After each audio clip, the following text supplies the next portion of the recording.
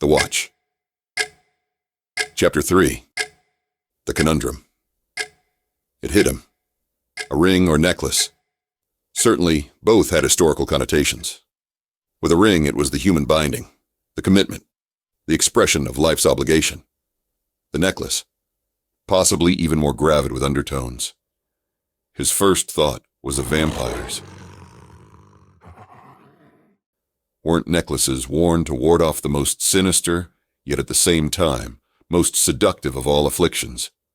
Submission to the fatal bite of a vampire. Yes. He knew this allegorical bite was, in a sense, a total capitulation to the seductive aspect of the vampire's allure. With further contemplation, he decided against the necklace.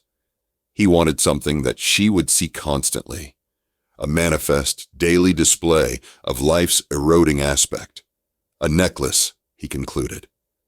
For that, she would need a constant mirror. The ring was just too corralling. It implied marriage, commitment. That could have reverse affects, making her instead realize her need to stay committed to the guy she was with. He shook his head. What to do? He looked down at his watch. It hit him. Of course, a watch! He laughed. This was it. This was the perfect emblem that would bring it all home. Every time she looked at what time it was, she would subconsciously, at the least, realize it was in a part Hector time. But it was more than that.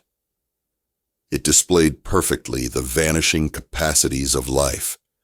Every day, every second, closer to the end of the line, each sweep of the second hand, blatantly declaring that all physical allure and even enjoyment was destined to be inexorably swallowed up by the inescapable metric of time.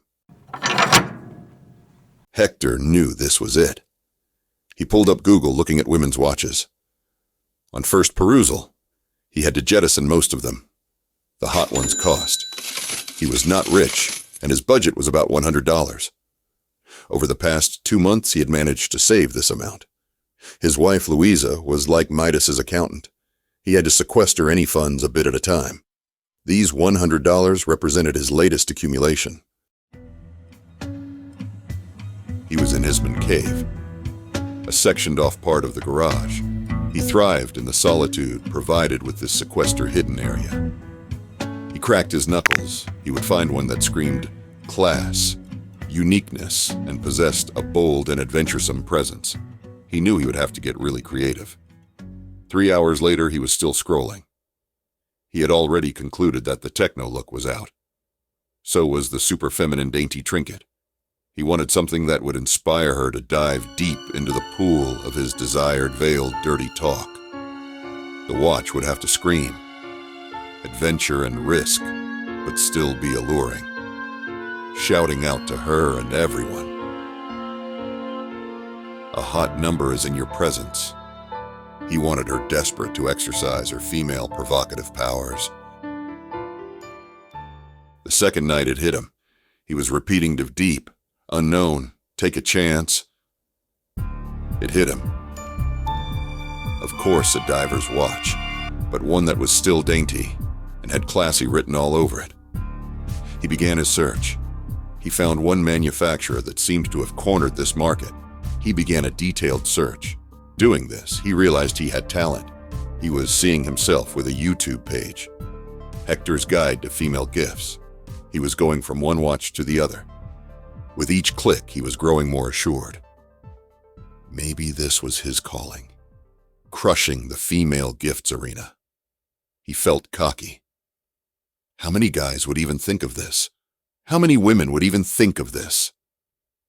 He felt surging power. The choice was now down to 3.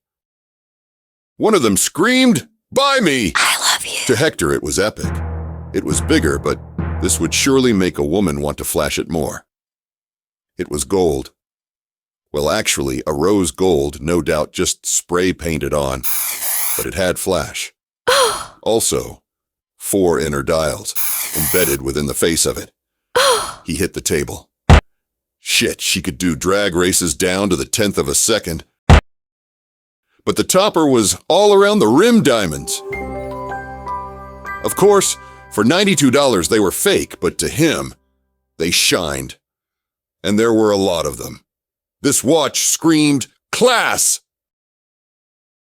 He made his choice, and the next day handed over the $108 which covered the tax and discounted shipping. He watched as Ernie pressed the order button. Ernie was astounded at his choice, telling Hector, "This, my man, is a lock." Ernie was effusive about how the thing was fucking solid, both being impressed with it having a tungsten body. Ernie declaring, "Shit, getting this. I bet once she straps this on, she will be flying out here to strap you on. Fucking tungsten?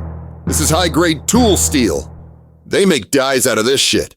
Hoisty sail!